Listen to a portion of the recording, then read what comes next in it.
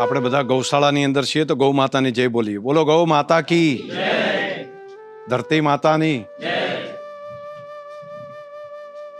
એક પરોપકાર માટે જીવતા કેટલાક લોકો હોય છે, બીજાના ભલા માટે જીવતા હોય છે. એવા સજ્જનોની સાથે રહીને આ કામ કરવાનું સૌભાગ્ય આપણે બધાને મળ્યું છે. તો એ બધાને હું તો બાપજી સંત જેવા માનું છું. બધા સંતની વ્યાખ્યા બધાને ખબર છે. તરુવર સરુવર સંતજન ચોથા બરસત મેં પરમારથ કે કારણે ધરિયાચારે દેહ. તો તરુવર એટલે આ વૃક્ષો, સરોવર એટલે પાણીનું સરોવર, અને બીજા સંતજન, અને બીજો વરસાદ. આ બધા પરોપકાર માટે. તો એની જે સેવા કરે છે એ ઈશ્વરની સેવા થાય છે. જે ઝાડ, પાન, ગૌમાતા, સરોવર, વરસાદનું પાણી, સંતો, આ બધાની જે સેવા કરે છે એ ઈશ્વરની સેવા છે. તો આવું કામ સરસ મજાનું તમે ઉપાડ્યું છે. પૂરી ટીમને હું હૃદયથી અભિનંદન આપું છું. અહીંયા બેન નીતુબેન જે અગ્રેસિવ થઈને કામ કરે છે, એમની પૂરી ટીમને પણ હૃદયથી ખૂબ ખૂબ અભિનંદન અને ધન્યવાદ આપું છું. અવિરમભાઈ, આ બધા માણસો જે આવ્યા છે, મેં ગઈકાલે થોડું નેટ ઉપર જોયું, એના સિવાય મને બાકી આ વૃક્ષ વિશે માહિતી જાજી નથી, પણ જે એમણે માહિતી આપી છે એ પ્રમાણે જર્મનની અંદર એમણે આનું સંશોધન કરેલું છે, એનો પેટન્ટ પણ છે. આપણે ત્યાં જે પ્રમાણે પીંપળો છે એ ઓક્સિજન ભરપૂર માત્રામાં આપે છે અને કાર્બન ડાયોક્સાઇડને અંદર ખેંચે છે. એ ટાઈપનું આ વૃક્ષ એમણે જે વાત કરી છે એ પ્રમાણે બાકીના ઝાડ કરતાં ઘણો બધો કાર્બન ડાયોક્સાઇડ એ એક્સેપ્ટ કરે છે. એટલે આપણને બિનજરૂરી ઝેરી તત્વો છે એને શોષી લે છે. એમણે જે રિપોર્ટ આપ્યા છે, જે સંશોધન છે, એના આધાર ઉપર એની ગતિ પણ વધારે છે, પાણી પણ ઓછું જુએ છે, અને છતાંય કાર્બન ડાયોક્સાઇડને અંદર પોતે એક્સેપ્ટ કરે છે. જો આ વર્ણન છે એ પ્રમાણેનું વૃક્ષ હોય તો આ તો બહુ અદ્ભુત ઘટના થશે. બીજું, બનાસ ડેરી અને ખાસ કરીને અહીંની આપણી ટીમ સંજીવન ગ્રુપ અને જિલ્લાનું તંત્ર, વહીવટતંત્ર, આ ત્રણેયનું કોર્ડિનેશન કરીને એક ટીમ બનાવી છે કે બનાસકાંઠા જિલ્લાને હરિયાળો બનાવવા માટે શું કરવું, આ જિલ્લાની ધરતી કઈ રીતે સારી થાય, જમીનની અંદરથી પોષક તત્વો જે નાશ પામ્યા છે એ ફરી પાસે જીવત કઈ રીતે થાય. પહેલા ધરતી ઉપર વર્ષો પહેલા બધું બિનપિયત થતું અને મોટા મોટા ઝાડ જેવા એરંડા થતા. ખાલી વાઈ આવો અને એરંડા પાય નહીં તો પણ એરંડા થતા. તુવર વાઈ આવે તો તુવરના પણ આખા છોડ ઝાડ જેવો દેખાય એવા છોડ થતા અહીંયા. તો એનું કારણ શું હતું? ધરતી ઉપર પોષક તત્વો હતા. પોષક તત્વો કોઈને કોઈ રીતે નાશ પામ્યા. ધરતીનો ખોરાક જે ઝાડના પાંદડા અને ગાયનું છાણ, પ્રાણીઓનું જે બાકી બધું છાણ કે જે છે એ બધું ભેગું મળીને ધરતી માતાનો ખોરાક હતો. તો પાંદડા પણ ધીમે ધીમે નાશ પામ્યા, ઝાડ નાશ પામ્યા એટલે, અને ગૌ માતાનું છાણ પણ, તે પ્રાણીઓનું છાણ પણ ન મળે તો પછી એનો ખોરાક શું? તો પછી એનો રસ્તો કાઢ્યો બધાએ ડીએપી, યુરિયા, જંતુનાશક દવાઓ, બાકી બધું ભેગું થઈને. તો એ બધું શું છે? સપ્લિમેન્ટરી છે, નશો છે, એ ખોરાક નથી. નશામાં ક્યાં સુધી કોઈ માણસ રહી શકે? તો લે ત્યાં સુધી તો એ નશા મરે, પણ ન લે એટલે શું થાય? વળી પછી એટલે નશાથી કંઈ જીવતું ના રહી શકે. આ ફૂડ સપ્લિમેન્ટરી હોય એવું ફૂડ સપ્લિમેન્ટરી છે. બાકીના જે પોષક તત્વો બહારથી લઈને નાખો, ગંધક નથી તો એ નાખો, એની અંદર નાઇટ્રોજન નથી તો યુરિયા નાખો, બાકી પોટાશ નથી તો પોટાશ બહારથી નાખો, ઝીંક નથી તો ઝીંક બહારથી. તો આના કારણે કરીને ધરતીને ક્યાં સુધી જીવાડી શકાય? આપણે ત્યાં વર્ષોથી આ ધરતી ચાલી, એનું કારણ અહીંનું ને અહીંયા તૈયાર થયેલી વસ્તુ છે એ જ એની અંદર જતી, એમાંથી જ બધું વ્યવસ્થા થતી. ધરતી પોતે માગીને એને જે જુએ છે એવો છોડ ઉગાડતી. આપણે જેને ખડ કહીએ છીએ, નિંદામણ કહીએ છીએ, એ નિંદામણ નથી ખાલી. એ નિંદામણની અંદર કેટલાય બીજોનો ભંડાર ભર્યો છે ધરતીની અંદર. એક બે નથી, હજારો હજારો વર્ષથી અંદર પડેલું બીજ સડતું પણ નથી. એ કોઈ 5 વર્ષે, 10 વર્ષે, 20 વર્ષ સુધી પણ એ અંદર પડ્યું રહે છે. ધરતીને જ્યારે જેની જરૂર પડે એને એ ઉગાડે છે.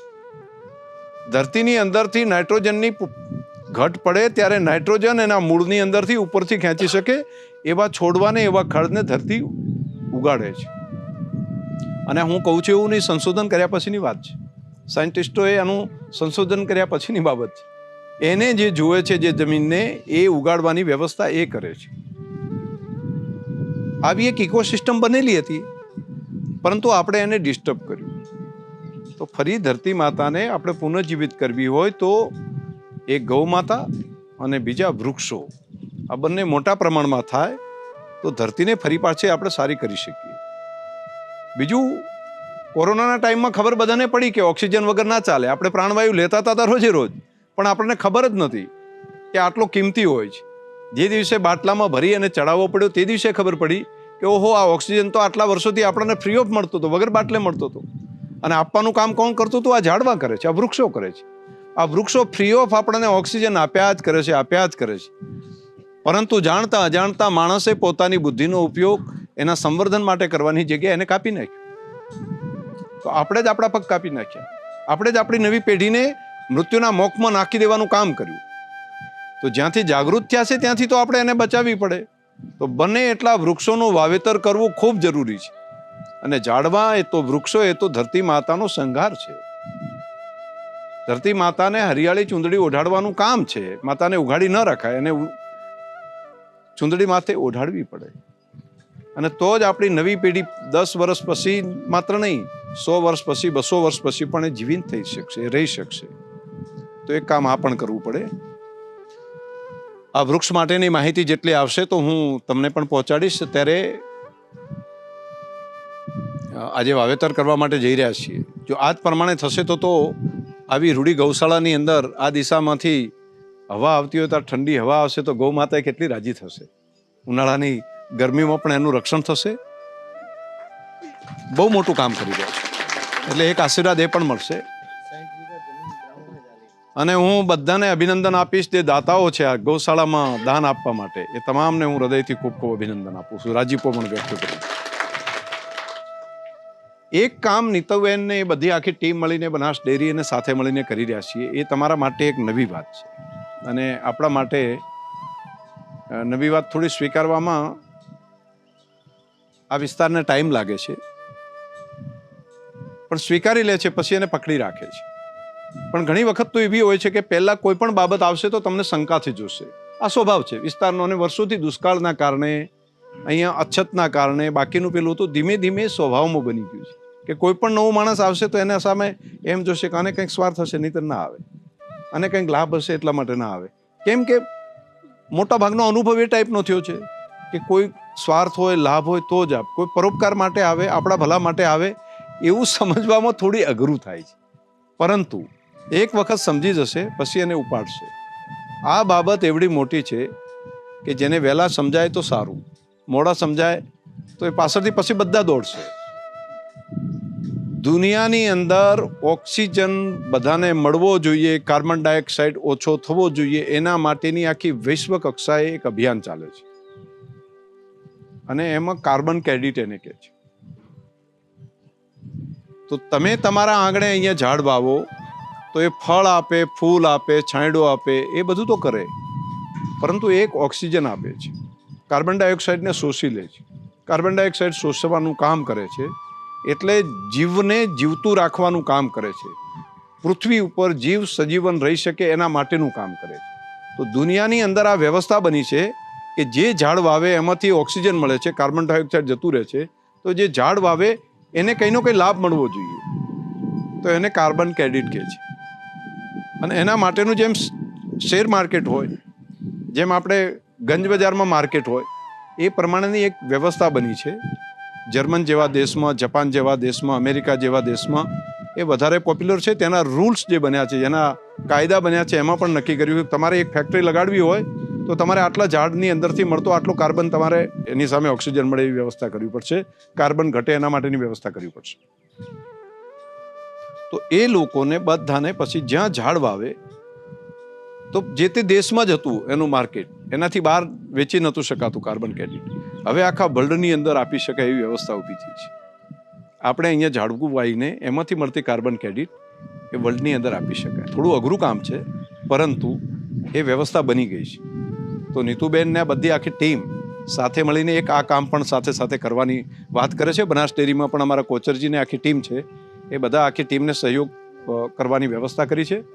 હમણાં કલેક્ટરશ્રીની સાથે બેસીને વ્યવસ્થા કરી કે બનાસની અંદર જે ઝાડ વવરાય છે તો એની ફળ મળે, એના ફૂલ મળે, એના છાંયડો મળે, એનું તો મળે, પરંતુ એની કાર્બન ક્રેડિટ વિશ્વની અંદર દુનિયાના માર્કેટમાં કઈ રીતે આપી શકાય?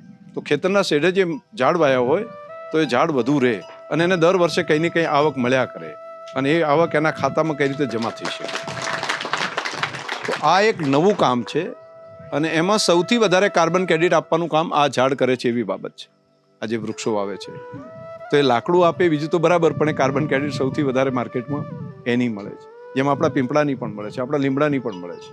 તો એક આવડું મોટું કામ લીધું છે ખેડૂતોની, અને એને ખેતરના શેઢે ઝાડ એમને હોય તો એ ઝાડ એમને પણ આવક આપ્યા કરે અને એ પણ એના લાભ સુધી પહોંચે. એક અભિયાન કરી રહ્યા છીએ, સર્વેનું કામ છે, બાકી ઘણું મોટું કામ છે, પરંતુ આને પણ મદદ કરીને કઈ રીતે સંસ્થાઓની સાથે જોડીને કરવું, પ્રયત્ન આ પ્રમાણનો એક ચાલે છે, એનો પણ એક ભાગ છે. પરંતુ દુધવા ગામની અંદરથી આ ગૌશાળામાંથી આ સરસ મજાનું ઝાડની શરૂઆત અહીંયા કરી રહ્યા છીએ અને તમે તો ખૂબ ગૌ માતાનું કામ પણ કરો છો ને. આજે આ શરૂઆત કરી, તમને ખૂબ હૃદયથી અભિનંદન. ગૌશાળાની પૂરી સંચાલક ટીમને પણ અભિનંદન. ગૌ માતા શક્તિ આપે બધાને. આપણે ભેગા મળીને કામ કરીએ. એક નાનકડી મિટિંગમાં બેસીને એક આજે થયેલી આ શરૂઆત આવનારા સમયમાં બનાસકાંઠાને હરિયાળું કરવાની બાબતમાં અને વધારે આવક મેળવવાની બાબતમાં એક નવો ઇતિહાસ બનશે. તમને બધાને હૃદયથી ખૂબ શુભકામનાઓ પાઠવું છું. એક કહેવત પણ છે ને, વાવ નહીં તો ભી વાવ હે, ના કુવા ના તાલાબ હે, આતા હે વો ભી રોતા હે, જાતા હે વો ભી રોતા હે.